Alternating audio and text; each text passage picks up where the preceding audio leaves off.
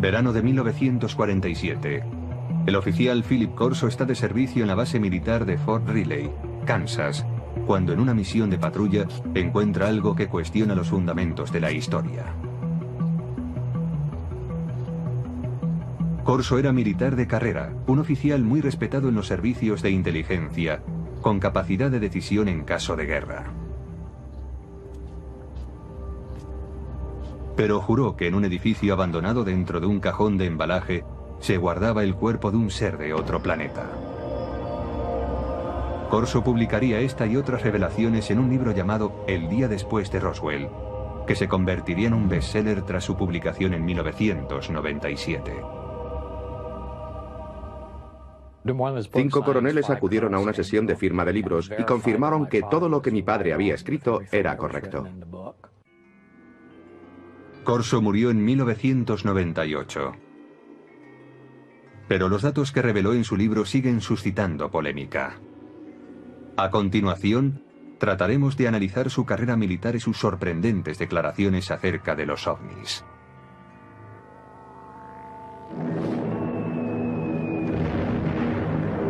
...1942... el año siguiente al ataque de Pearl Harbor. Philip Corso, un joven de una pequeña ciudad de Pensilvania, es reclutado por el ejército.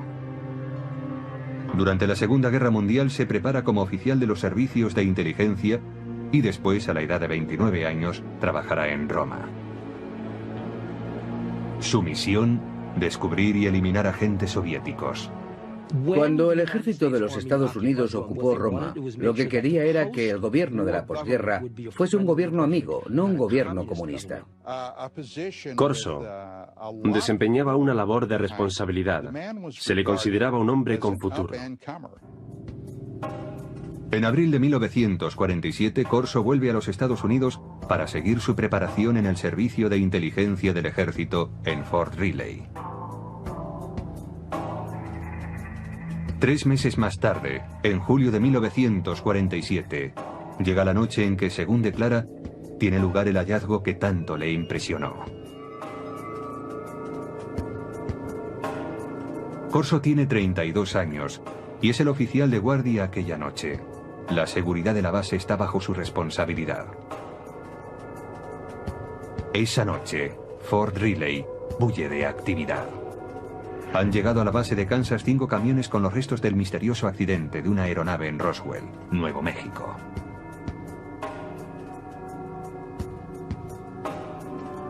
Corso, como oficial de inteligencia, está intrigado por el cargamento. Y hacia las 11 de la noche, entra en el edificio donde se ha dejado la carga. Un policía militar le confiesa que ha mirado en uno de los cajones que formaba parte del cargamento y que no puede describir lo que ha visto. Entonces Corso decide mirar también. Y descubre una especie de ataúdes. Son pequeños, como ataúdes para niños. Intrigado, levanta la tapa de uno de ellos. It looked like a thin body and a humanoid with a sort of a big head on it and eyes, but not too long, and not the shape of it was not as wide as I say as our bodies are. Corso dice que aquel fue su primer encuentro con extraterrestres, pero que no sería el último, ni el más significativo. Más tarde, le serían confiados expedientes secretos y objetos de origen extraterrestre. Estos últimos, según él, provocarían una revolución tecnológica. Pero en 1947 acababa de empezar esta historia.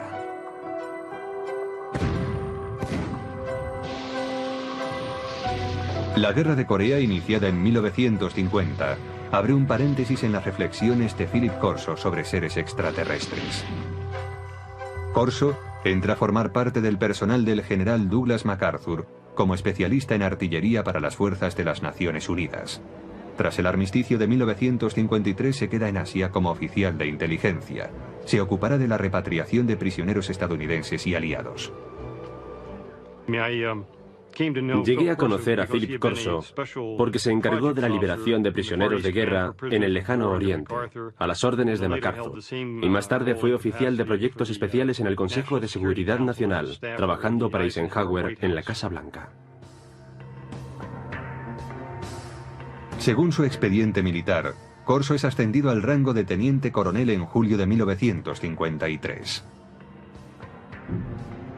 Según afirmó, fue asesor personal del presidente Dwight Eisenhower, al que informó de la creciente infiltración del KGB en la CIA.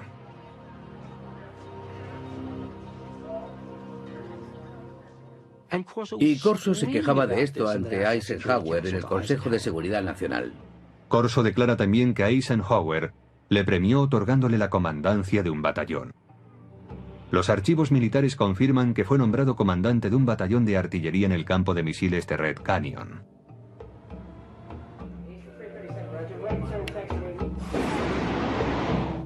En octubre de aquel año, Corso está al mando de un batallón en Alemania Occidental, donde desarrolla nuevas estrategias de tiro para ataques nucleares. Allí demuestra que sabe cumplir órdenes, pero también demuestra que tiene iniciativa. Está al mando de una batería de armas nucleares. Si se hubiese declarado la guerra contra la Unión Soviética en los años 50, cuando Corso estaba en Alemania, él habría tenido autoridad para disparar armas nucleares. Pero cuando vuelve de Alemania, su carrera cambia totalmente de dirección. El brillante oficial de la inteligencia, intrépido cazador de espías enemigos y comandante de artillería con potestad para utilizar armamento nuclear, se convierte ahora en reservista de la Guardia Nacional. En octubre de 1960, Corso está prácticamente retirado. Es asesor a tiempo parcial en una base de la Guardia Nacional en Maryland. Se podría decir que alguien no estaba satisfecho con él. No tuvo la recompensa merecida. Pero algunos creen que Corso está siendo reservado para su cometido más importante y secreto. Hay una mano oculta que dirige su carrera. Es la mano de Arthur Trudeau. Philip Corso tiene un poderoso protector en el teniente general Arthur Trudeau. Graduado en West Point, en la promoción de 1924, Trudeau es considerado un oficial progresista y admirador de la alta tecnología. En la época de la Guerra Fría es el primero en proponer una formación tecnológica para los oficiales de la inteligencia, y en 1958 es nombrado director del área de investigación y desarrollo del ejército. Cuando Trudeau tiene ocasión de nombrar a un adjunto, recurre a Corso, y así se inicia la etapa de este último en el área de investigación y desarrollo. General called me and said, "Don, establish Foreign Technology Division and you're the chief of it. And you got an office down next floor under me." Hasta ese momento de su carrera, la trayectoria de Corso en el ejército es fácilmente verificable examinando los archivos militares. Trabajó en el Pentágono. Allí estaba su despacho, así consta. Y lo hizo para el general Trudeau, que le conocía bien, de eso no hay duda. Pero desde que empezó su labor en el Pentágono, el rastro de su carrera es más difícil de seguir y también es más difícil confirmar sus declaraciones. Corso escribió que su trabajo en el Pentágono incluía el análisis de los avances militares extranjeros como el armamento para helicópteros desarrollado por los franceses o el caza de despegue y aterrizaje vertical del ejército británico. Dicha tecnología sería invertida por los estadounidenses.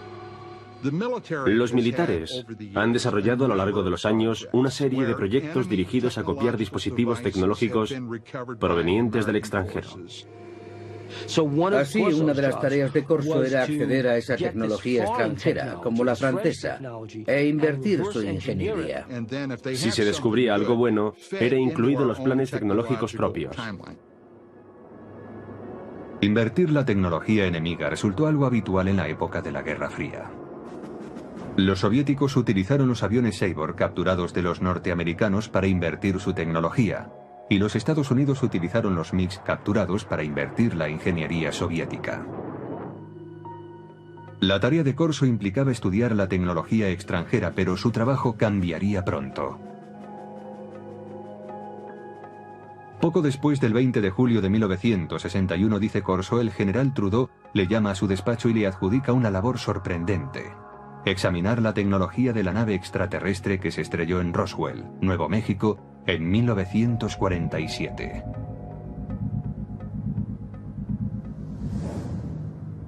Trudeau envió un archivador al despacho de Corso. Según este, el archivador guardaba pruebas de diferentes visitas de extraterrestres a la Tierra, así como de su tecnología que afirmaba sería utilizada para desarrollar la nuestra.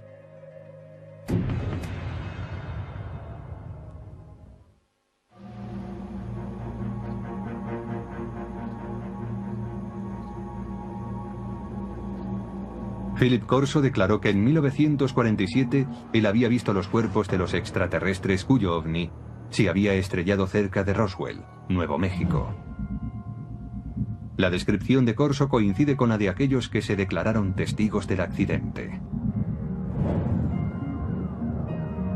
Los alienígenas, según estos testigos, eran 4 pequeños seres humanoides, con manos de 4 dedos, piernas delgadas, una cabeza excesivamente grande y ojos en forma de almendra.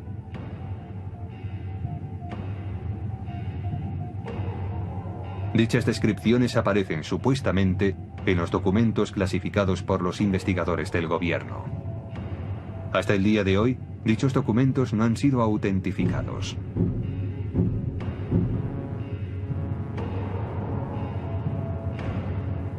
Corso insiste en que él nunca habló con nadie sobre lo que vio en Fort Riley. Pero en el verano de 1961, el entonces teniente coronel de 46 años es destinado a un proyecto del Pentágono que le obligará a recordar esa experiencia. Fue nombrado jefe de investigación y desarrollo del ejército, con oficina en el Pentágono. Una vez más, tenía un puesto de gran responsabilidad. Su meta, que la potencia militar de los Estados Unidos aventajara en decenas de años a la de los demás países.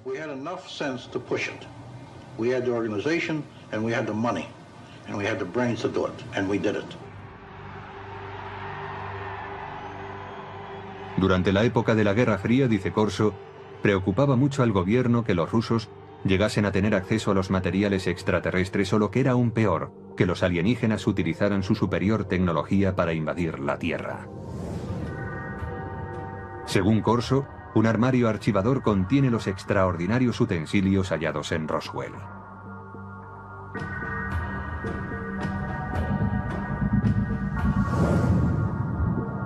Un trozo de traje metálico superresistente.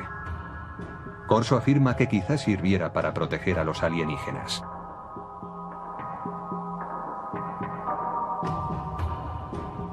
Un tubo que parece lanzar una potente luz roja.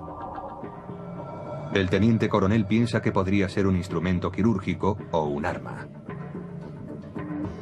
Una corona para la cabeza que, según los informes militares, podría haberse usado para transmitir pensamientos o para guiar la nave espacial. Circuitos impresos en miniatura, posiblemente un microcircuito prefabricado.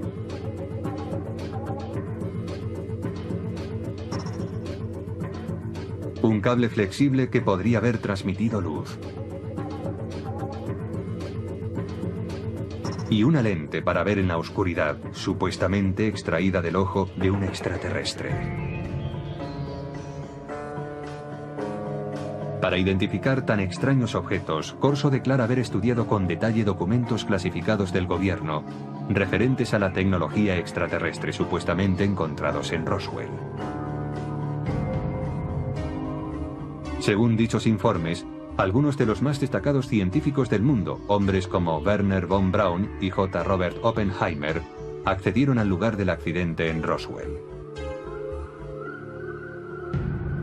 Corso dice que el teniente general Trudeau le autorizó a confeccionar la lista de hombres que incluiría en su equipo. You will put on that team anybody that you want. Engineers, scientists, and even I told the Germans. Told them I'll take a couple of Germans too, in addition to the US scientists. Basándose en la cuidadosa lectura de los informes Roswell, Corso declara haber desarrollado su propia teoría sobre cómo podría funcionar la nave extraterrestre. Lo que decía Corso era que la nave no era un platillo volante. No vino volando, sino que lo hizo saltando en el tiempo. Decía que eso era todo lo que sabía, que había una especie de onda alrededor de la nave, que hacía suponer que se trataba no de una nave espacial, sino de una máquina del tiempo. Y la razón es que para recorrer tan enormes distancias, tenía que abandonar lo que nosotros conocemos en física como un continuum espacio-tiempo, desprenderse de eso y aparecer repentinamente en otro lugar. En las notas personales de Corso hay dibujos que detallan sus conceptos. Corso especula con que la nave extraterrestre fuese manejada mentalmente por un mecanismo encajado en el cráneo del alienígena. Parece que si se gira la corona en torno al cráneo del alienígena, las tomas electromagnéticas encajarían con determinadas partes de su cerebro. Una vez concluida la investigación, Corso decide que está preparado para ir más allá. Su aplicación.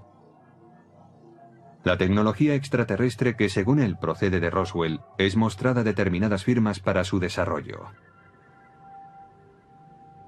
Traten de imaginar qué sucedería si una nave espacial se estrellase contra la Tierra y en ella hubiese un fabuloso dispositivo tecnológico y alguien como Corso entregara ese material a unos laboratorios de investigación diciendo: averiguad cómo funciona esto. El resultado, sostiene Corso, fue el replanteamiento de todos los avances tecnológicos producidos hasta entonces.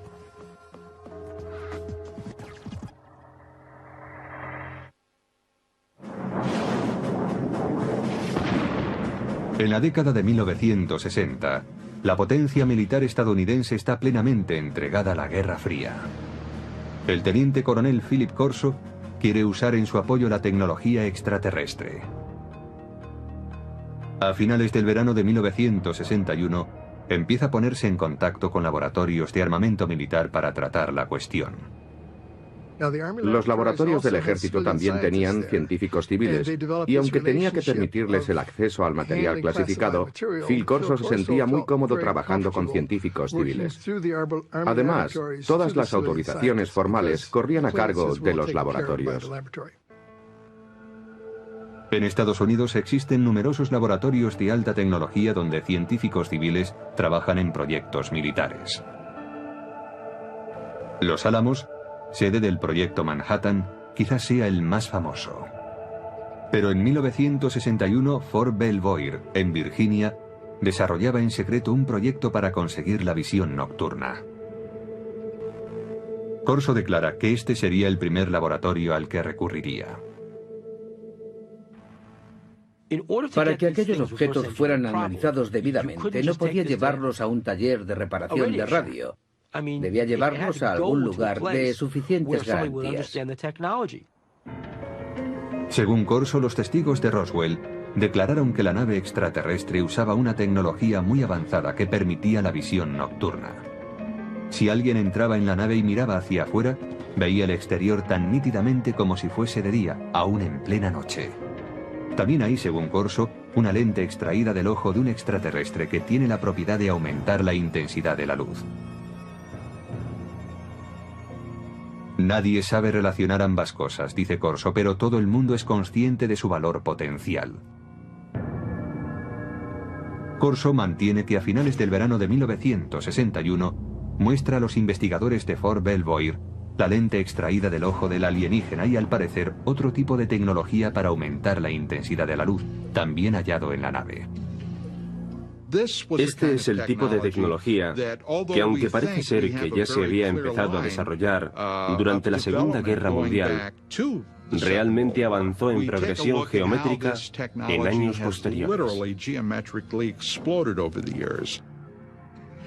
Ahora bien, ¿puede esto atribuirse a la tecnología hallada en Roswell?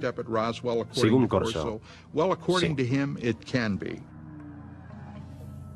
Corso dice que no pudo desarrollarse el mecanismo de control mental. Su teoría era que solo podía funcionar con el cerebro de un extraterrestre.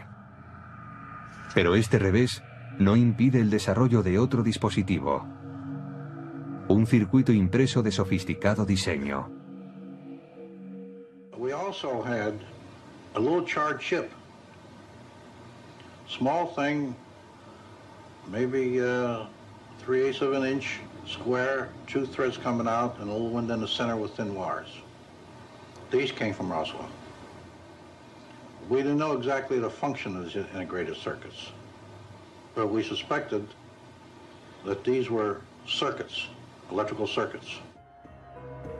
Corso afirma que llevó el objeto a los laboratorios Bell, que habían desarrollado el transistor 14 años antes. Dice que los científicos del laboratorio consiguieron analizar y más tarde reproducir el microchip extraterrestre. ¿Qué pasaría si ocurriese algo así? Sucedería que en un corto espacio de tiempo el mundo se transformaría radicalmente. No hay duda de que a partir del desarrollo de los circuitos integrados a principios de los 60, el mundo se ha transformado. Se han hecho realidad dispositivos electrónicos desde el teléfono celular al ordenador portátil. El microchip de Roswell estaba dañado por el accidente, según dice Corso. Pero tiene en su poder otro objeto de los alienígenas, y este aparentemente funciona a la perfección. Él sabía por los informes que cuando aquel aparato se puso en funcionamiento, causó quemaduras sobre las superficies hacia las que fue enfocado. Los informes militares clasificados, según Corso, especulaban con que el dispositivo hallado en Roswell, aparentemente capaz de abrir agujeros en las paredes, era algún tipo de herramienta de corte, quizás usada en cirugía. En Aeronáutica Hughes, desde finales de los años 50 y hasta principios de los 60, los investigadores trabajaron en lo que serían los primeros de seguimiento y derribo para la aviación militar. Pero los ingenieros tuvieron problemas a la hora de diseñar un dispositivo práctico. Esto fue así, dice Corso, hasta que él les mostró la extraña herramienta de origen alienígena. El proceso se aceleró después de los años 60 y 61, porque se inventaron nuevos métodos de fabricación de dispositivos láser. A medida que avanzaba la ciencia, avanzaba también la ingeniería. Según los informes, el archivador citado por Corso contiene otro tesoro encontrado en Roswell. It was glass tubes. And they emitted different color lights. And those were sent to Bell Laboratories. From that was one of the greatest advancements I think we have today, came out in fiber optics. Muchos investigadores de ovnis mantienen la teoría de que la nave no tenía cables convencionales porque estaba dotada de cables de fibra óptica. Resulta que la transmisión de información mediante la luz era ya una tecnología conocida. Data de la época de uno de los pioneros del teléfono, Alexander Graham Bell, que hizo pruebas con un aparato que él llamó fotófono en 1880. Casi nadie ha oído hablar de él, pero muchos científicos de la época creían que el fotófono era un invento mucho más meritorio que el teléfono. El fotófono era una manera de transmitir la voz mediante un rayo de luz. La investigación instada por Corso determinó que la transmisión de datos por medio de la luz era inviable debido a que no se podía dirigir un rayo de luz con capacidad para desviarse al hallar un obstáculo. Pero Corso confiaba en que el dispositivo de Roswell podría contener la solución. Estudiaron aquella fibra de vidrio y vieron que la luz podía desviarse, es decir, podía trazar curvas. Llegaron a la conclusión de que aquello se debía al revestimiento del cable. Aquella era la clave para hacer funcionar la fibra óptica. Aunque el uso de la fibra óptica no se generalizó hasta los años 70, los investigadores de ovnis creen que el revestimiento del dispositivo extraterrestre, una capa externa que cubría la fibra conductora, es lo que posibilitó el avance de la fibra óptica en nuestro planeta. Corso también examina algunas fibras muy resistentes que, según los informes militares, proceden de los trajes de los alienígenas. The first thing of the fabric that amazed me was a thread that I couldn't cut with a razor blade. Just a thread. Corso ofrece en su libro una teoría referente a las fibras que componían el tejido de los trajes alienígenas. El cuerpo de los extraterrestres, posiblemente de materia más vulnerable, estaba protegido por la gran resistencia de un tejido que, en cierto modo, formaba un escudo. Y según Corso, no se vestían con él, sino que lo tejían a su alrededor. Es decir, lo hilaban como un capullo de seda. Corso se pregunta si estas fibras tan resistentes tendrían aplicación como material antibalas para ser usados por los cuerpos de seguridad y por el ejército. Corso asegura que el ejército intentó llevarlo a la Universidad de Colorado para tratar de fabricar dicho material. A mediados de la década de los 60 hubo grandes avances en cuanto a tejidos resistentes. Usaban la tecnología de los polímeros, el tipo de moléculas que, decía Corso, estaban presentes en el tejido extraterrestre. En 1965 se inventa el Kevlar, un tejido que se usaría en chalecos antibala. Una prueba más, según Corso, del impacto de la tecnología extraterrestre.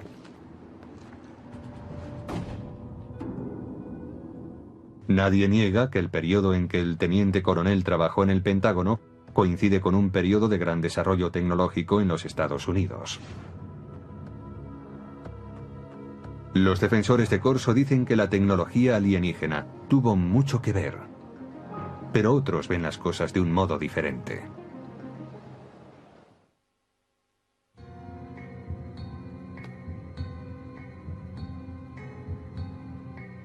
En su libro El día después de Roswell, el teniente coronel Philip Corso declara haber introducido la tecnología extraterrestre hallada tras el incidente de Nuevo México en la agenda de los militares estadounidenses.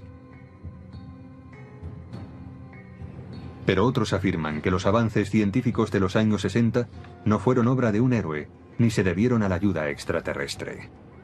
Resulta simpático pensar en un héroe que nos conduce a un mundo de avanzadas tecnologías adquiridas de platillos volantes. Pero después de trabajar en numerosos programas de investigación y desarrollo, puedo asegurar que no es esa la forma en la que avanza la tecnología. Por ejemplo, en un programa aeronáutico de propulsión nuclear, empleamos 3.500 personas, 1.100 de ellas eran ingenieros y científicos. Gastamos $100 millones al año. Esa es la clase de trabajo que se hace para desarrollar una nueva tecnología. Dice Corso que el uso del láser pasó de la teoría a la práctica después de que los científicos examinaran el objeto encontrado entre los restos del accidente de Roswell. Pero para los historiadores, eso es ciencia ficción. El láser es un buen ejemplo para aclarar que un invento no surge de la noche a la mañana. No se produce porque a un científico le llegue la inspiración, baje a su taller del sótano y 15 minutos después obtenga un rayo láser. En realidad, el estudio del láser empezó en 1951, cuando un físico de la Universidad de Columbia estaba dando un paseo por Washington. Aquel físico era Charles Townes. Me desperté pronto aquella mañana, preocupado por no haber llegado a ninguna conclusión. Después del desayuno salí a dar un paseo por el parque. De pronto pensé, un momento, podemos disponer de toda una colección de moléculas, todas ellas activadas por un exceso de energía. Me puse a hacer números y comprobé que podía hacer que aquello oscilara. Necesitó 2 años y $50.000 de subvenciones gubernamentales antes de presentar un prototipo de láser de microondas, aunque escasamente operativo. El primer dispositivo láser utilizaba microondas, no luz. La versión emisora de luz no estuvo operativa hasta 1960, 9 años después de que el profesor Townes iniciara sus investigaciones. En cuanto a la aportación de los alienígenas... No, los extraterrestres no tuvieron nada que ver con la tecnología del láser y en realidad yo tampoco. No creo que los extraterrestres nos hayan dado ninguna información. Mientras que el desarrollo del láser se produjo con lentitud, los circuitos integrados avanzaron rápidamente.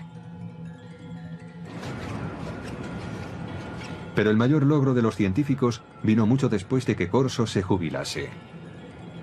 El verdadero avance tuvo lugar en 1971, cuando un hombre llamado Tim Hoff introdujo un microprocesador en una pieza de silicona, una computadora en un chip.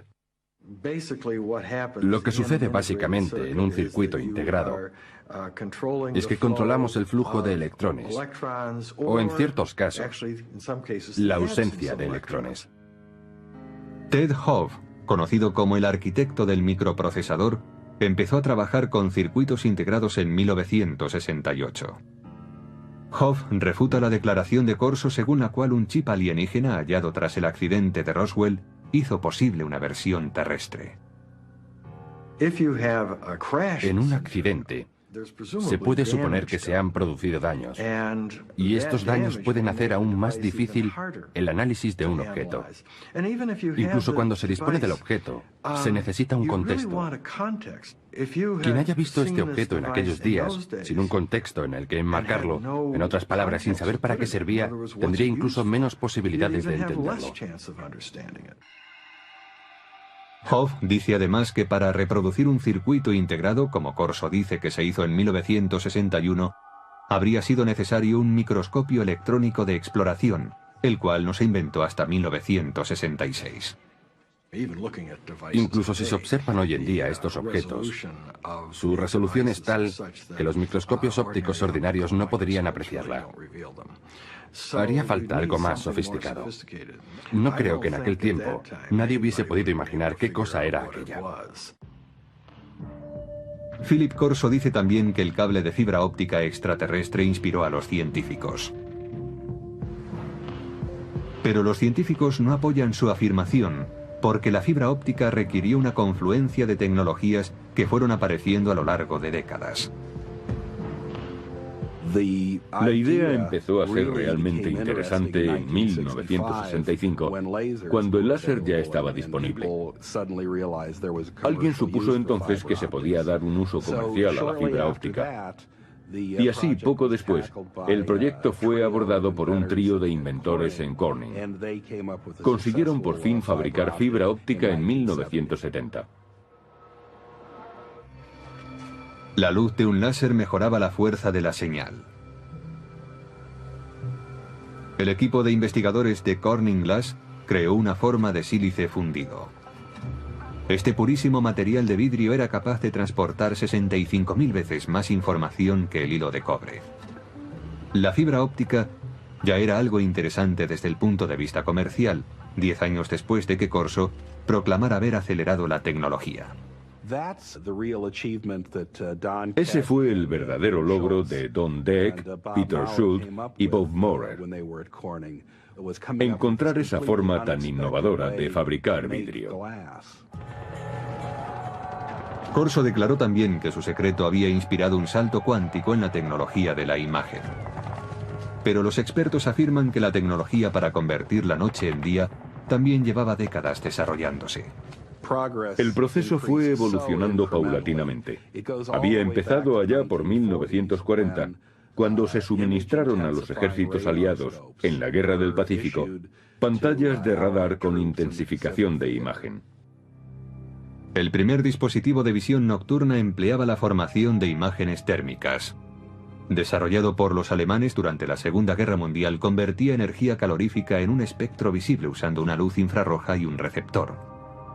Más tarde, a principios de los 60, William Spicer, un investigador del Departamento de Defensa, creó un mecanismo para la intensificación de la imagen. Los científicos de Fort Belvoir se basaron en sus trabajos. La intensificación de imagen no requiere luz adicional. Funciona como un receptor de radio para ondas lumínicas, amplificando la luz existente. Los intensificadores de imagen actuales son lo bastante pequeños para poderse llevar como gafas y son capaces de amplificar la luz, multiplicándola por 35.000. Los científicos argumentan que si Corso tenía realmente un intensificador de imagen extraterrestre, mostrárselo a los investigadores en 1960 habría ayudado poco al progreso de esa tecnología. La ingeniería necesaria progresaba a un ritmo muy lento. Lograr la visión nocturna fue, en gran medida, el resultado de un trabajo de ingeniería realmente brillante. Finalmente, según expertos en tecnología, las fibras superresistentes de Corso no venían de los trajes espaciales de los alienígenas, sino del fruto de años de investigación de una científica llamada Stephanie Kwolek, que trabajaba en la compañía DuPont.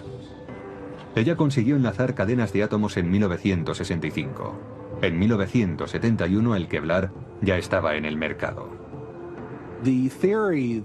La teoría de que algo como el Kevlar salió de un platillo volante resulta tan chocante para mí como insultante para alguien como Stephanie Kwolek, que invirtió enormes esfuerzos, años de su vida, una enorme dedicación e inteligencia para desvelar los secretos de la naturaleza. Además, algunos escépticos insisten en que el teniente coronel Corso sencillamente no tenía los conocimientos suficientes para promover un programa de ingeniería inversa. Leí algo que había escrito hace años y vi que aquello no era alta tecnología. Yo he trabajado para General Electric, Westinghouse, General Motors, TRV System, McDonnell Douglas y junto a muchos científicos. Yo mismo soy físico y no vi nada en los escritos de Corso que indicara que tenía los conocimientos, el talento, la formación para manejar un material como aquel y llevarlo a la industria. Corso tenía una respuesta para tal objeción. Decía que su equipo de científicos de élite le ayudaba a interpretar los objetos de Roswell. I didn't have the training or the background for something. You know, they got highly technical. But fortunately, the German scientists were there. I knew von Braun, and I knew Hermann Oberth. Oberth was a man that said we've been helped. But we had to keep it quiet to protect our budget, protect our organization. Para los escépticos, caben más dudas acerca de Corso. Según ellos, un teniente coronel no debería asumir funciones como las que Corso se atribuía. Creo que un indicio de su consideración dentro del ejército viene dado por el hecho de que nunca llegó a coronel, a pesar de sus muchos años de servicio. Pero otros apoyan las afirmaciones de Corso, en particular aquellos que dicen conocer el funcionamiento interno del ejército. En aquellos días, un teniente coronel tenía mucha más autoridad e importancia que ahora. Pero incluso hoy, hay tenientes coroneles que conocen mucho acerca de planes y operaciones importantes. Todos los científicos y militares con los que Corso dijo haber trabajado afirman que no había implicación extraterrestre en las tecnologías desarrolladas a partir de aquellos años. No existen documentos de ningún tipo que avalen las afirmaciones de Corso sobre ingeniería alienígena aplicada a la terrestre. Pero sus partidarios defienden que si no hay rastro de ningún documento es por una razón.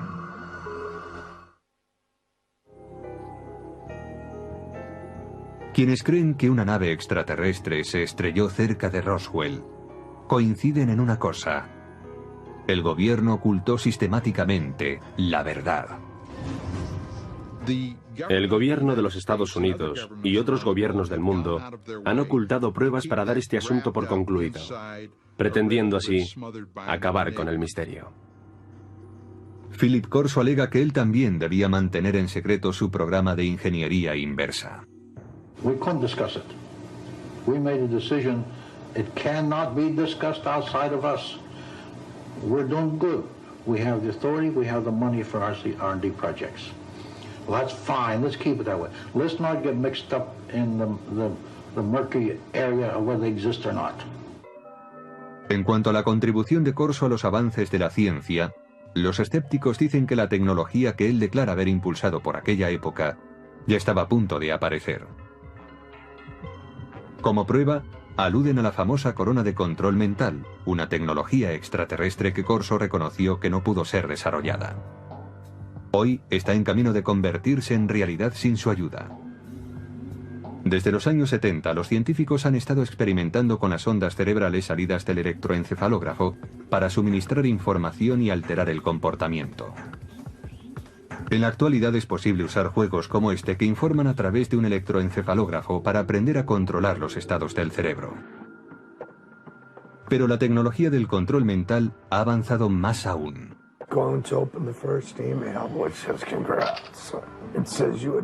En 2004, la FDA autorizó a los investigadores para experimentar con unos diminutos implantes cerebrales diseñados para que las personas discapacitadas pudiesen controlar un ordenador con su pensamiento.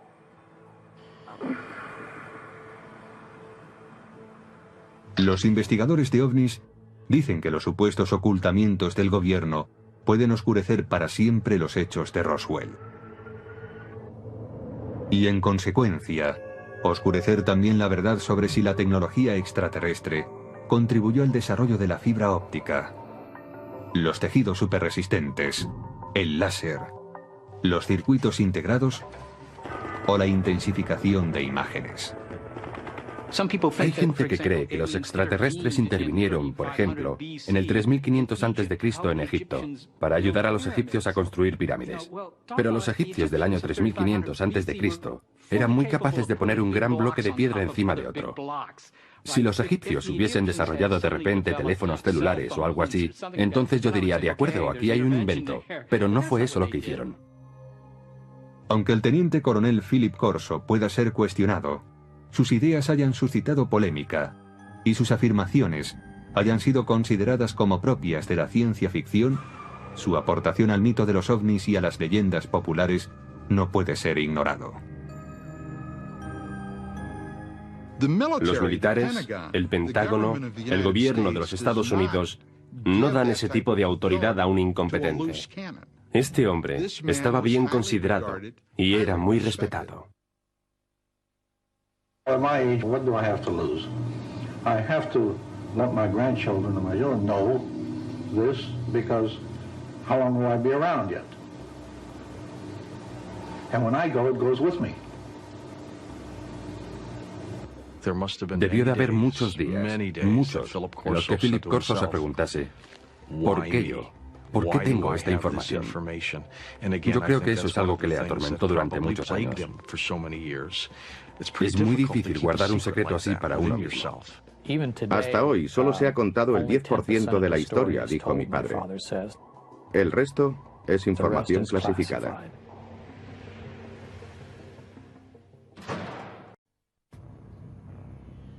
Julio de 1947, Roswell, Nuevo México.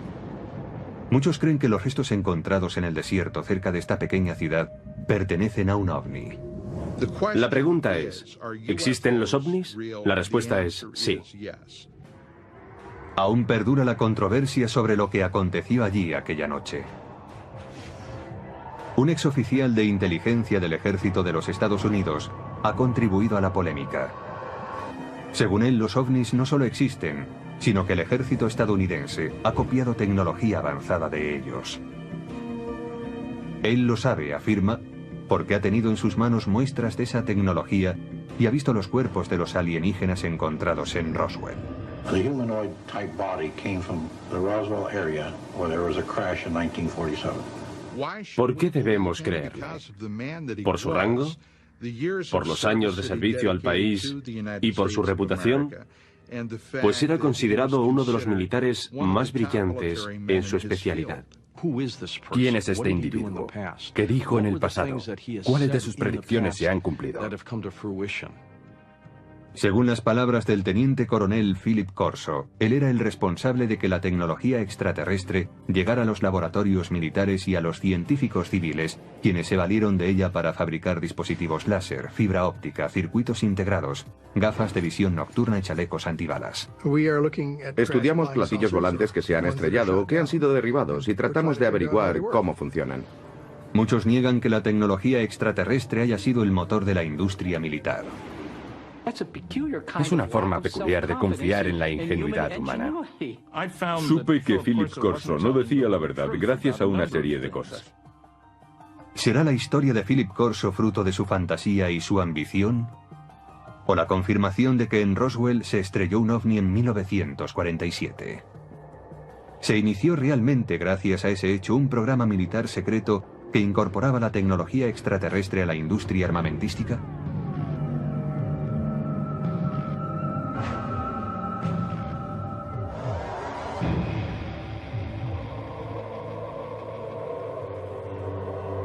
El día después de Roswell.